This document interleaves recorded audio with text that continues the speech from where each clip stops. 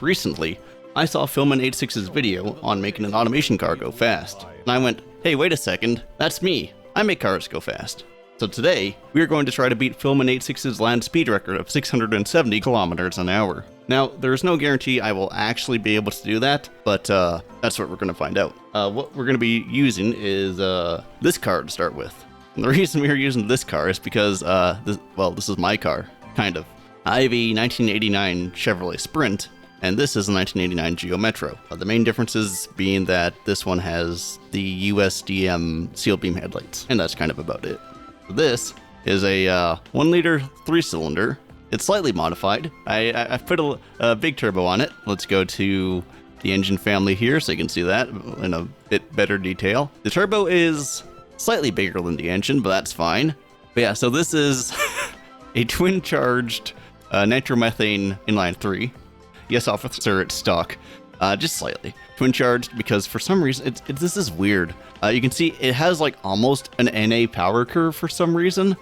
I don't know how I managed this, and everything is about to explode. Like you can see the supercharger supposedly has exploded, and the turbo is also about to explode.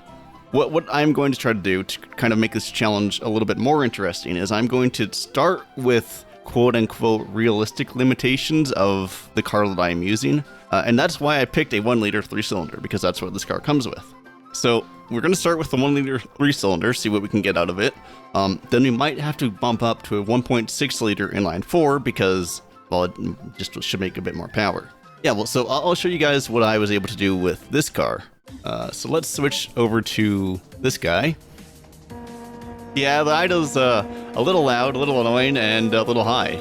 But let me turn it down just a little bit. Let's just give this guy a... You didn't see that. Let's give this guy a first attempt and see how it goes.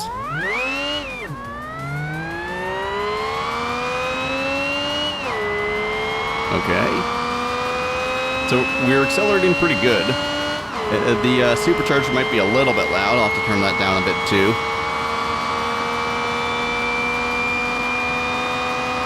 Okay, 440.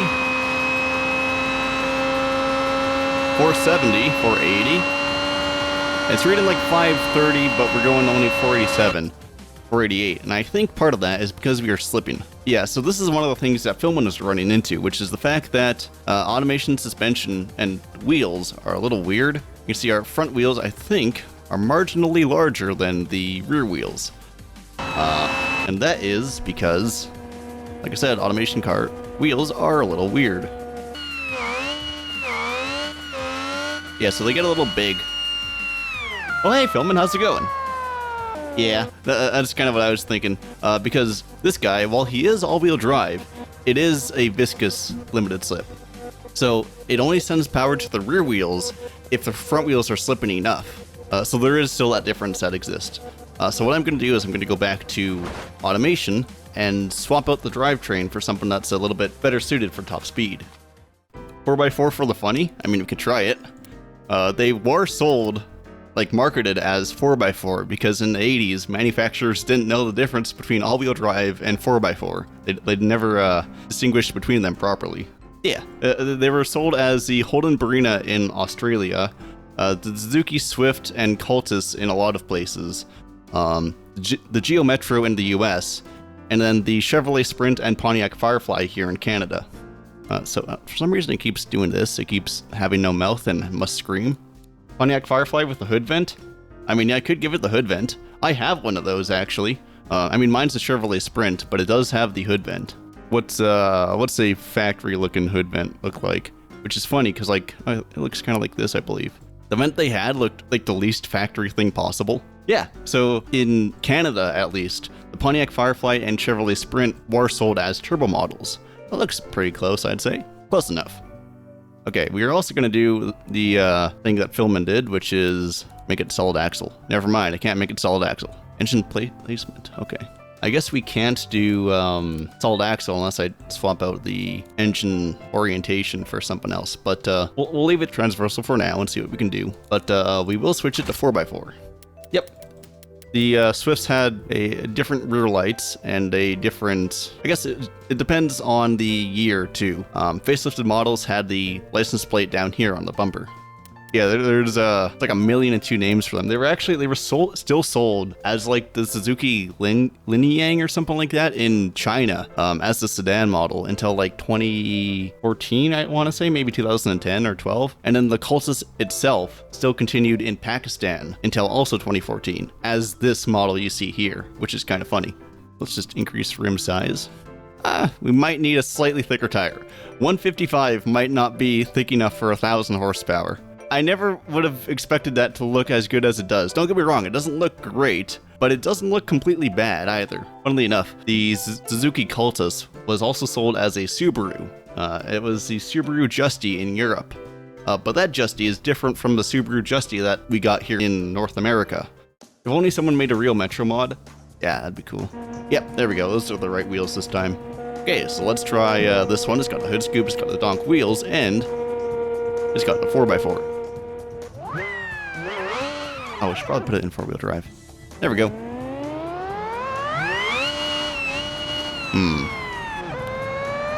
That might be a problem.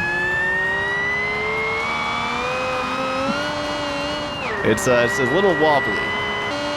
See, the thing is, I forgot to make the suspension stiffer. So it's, oh my.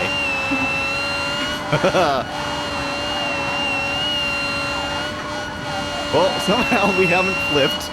I don't know what's going on, but I don't know how we're doing 350 kilometers an hour doing this.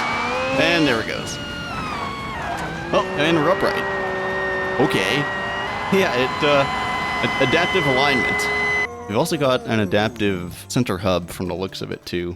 All right, so we might have to make the engine lengthwise. So we have the engine slightly in the firewall, which we can fix that with this one. Yep. Yeah, there we go. Can you rotate the engine in that menu too? Oh yeah, maybe I might be able to. There we go. Longitudinal transversal engine. Yeah, longiversal. Okay. I guess that is what it is, huh? But let's pull out the Longiversal Geo Metro. Okay. Looks like a roll bar with the angle that it's got going on there. Sounds mean, that's for sure. Yeah, it's probably fine. Whoa, boy. Why is it wobbly? But it's only the front wheels that are wobbly, so it's like a tie rod issue. Yeah, we are aero and power limited too, like you said. So, we'll go back to the drawing board, and this time we'll replace the engine for something that's a little bit bigger and a little bit more powerful. Ah, look. Looks normal. Yeah, that's just a 1.6 Geo Metro. What do you mean? Looks like an old Honda Civic. Yeah, they were pretty similar. And because of that, a lot of people think the Corvette was based off this car.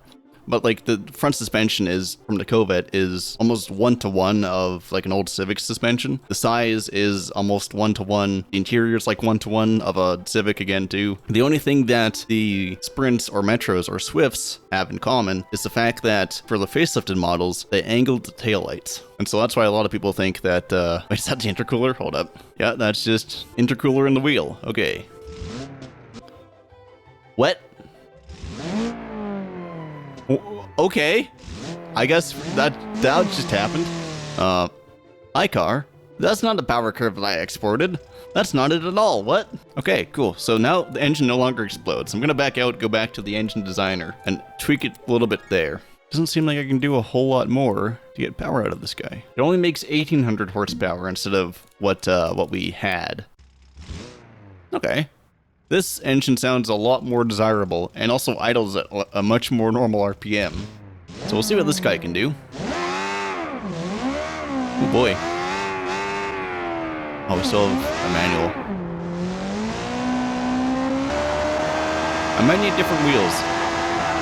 Why does it want to fishtail so much? Oh boy. Well, it's a pretty good breakdancer, I'll give it that much. Oh, I wasn't in 4-wheel drive, you're right. It really wants to pull to the left for some reason. I don't know why that is. We're going 500 now.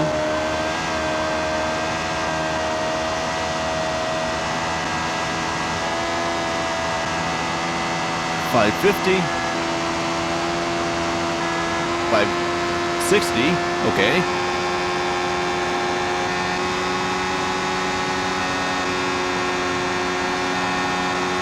Can you go 570? Come on. Not quite. And we're getting the dynamic alignment again for some reason.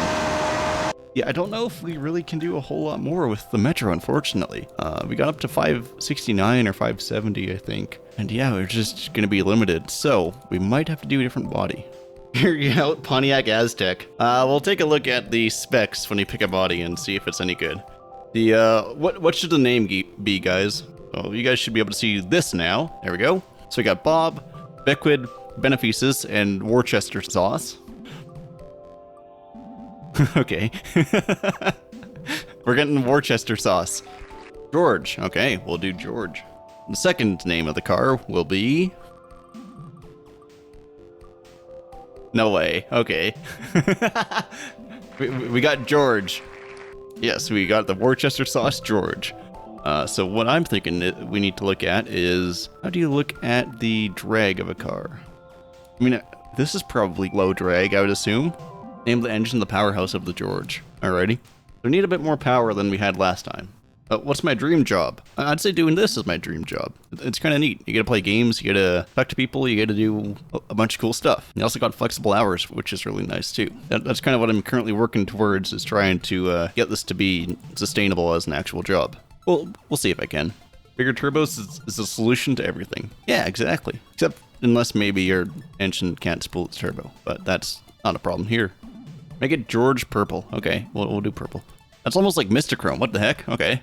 Oh, that fits perfectly. Wow. That's actually kind of sick looking. We're going to ignore the massive intercooler that sticks through the firewall. That's normal. Color would look really good for the body. Okay. We go to the summary here. Performance. Frontal area is 1 meter. Brake coefficient is 0.9. Wait, what? 0.9? Okay, so I don't know what's going on with this body, but we'll have to pick a different body, I guess, this time. 0.6. What about the Mustang? Is this an aerodynamic car? How much drag does it make? What the? Okay. Well, this is like the lowest drag so far, I believe. I guess we'll give that a shot. Try adding a wing. Okay, I'll add a wing. Okay, so we got the George here. Let's hope this guy actually does something. Let's get the Worcester sauce. All right. Let's see what this guy can do.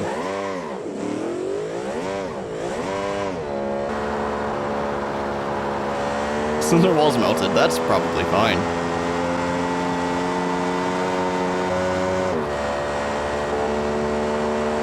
Come on. Right up looks like a donk. Yeah, just slightly. I think I have too much downforce. Yeah, we might have to remove the wing, unfortunately. So, adios rear wing. And hello engine cooling. What? Maybe the downforce helped us a little bit, actually. How much boost is it making? Yes.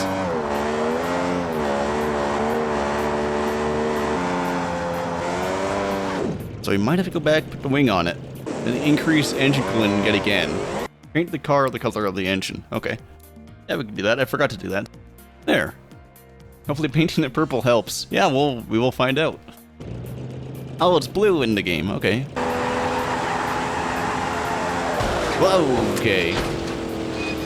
Real life land speed racers add weight on purpose to put power on a ground better. You can try that. Okay, I'll give that a shot. Give it stripes because cars with faster stripes. Okay, there. Stripes.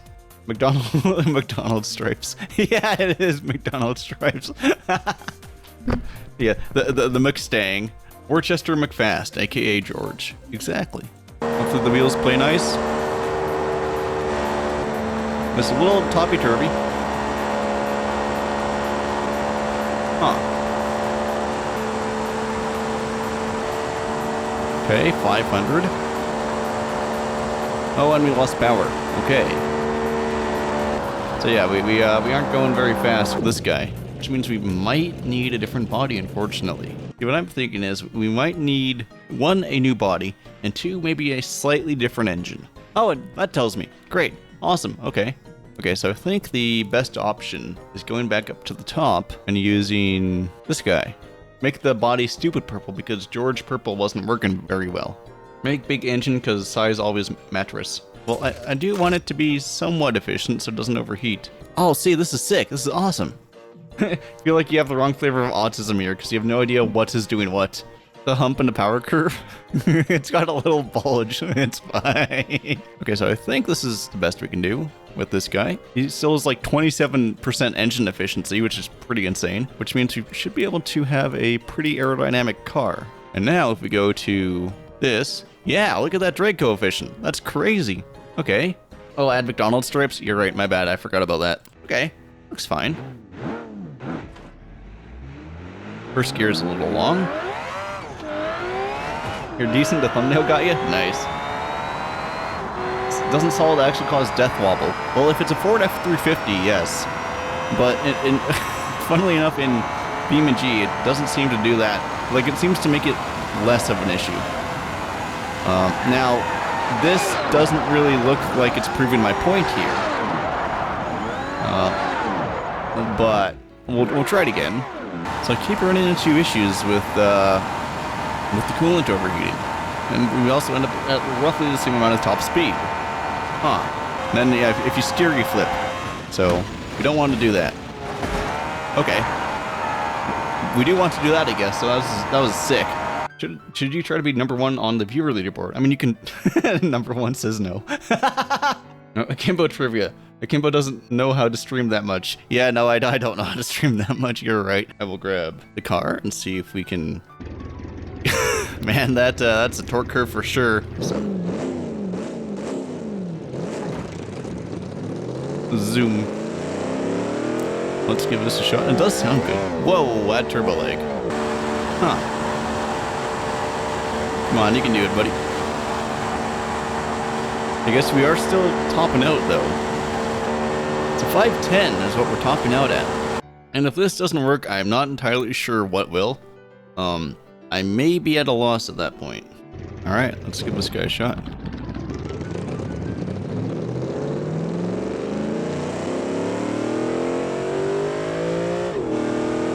Oh boy. Oh. Come on, can I do it? Alright.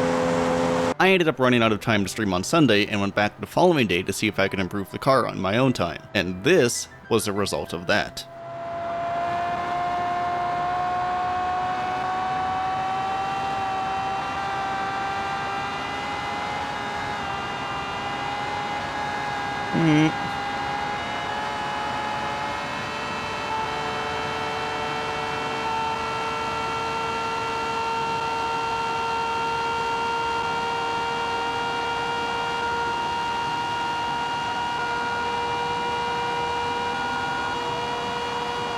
Oh, come on!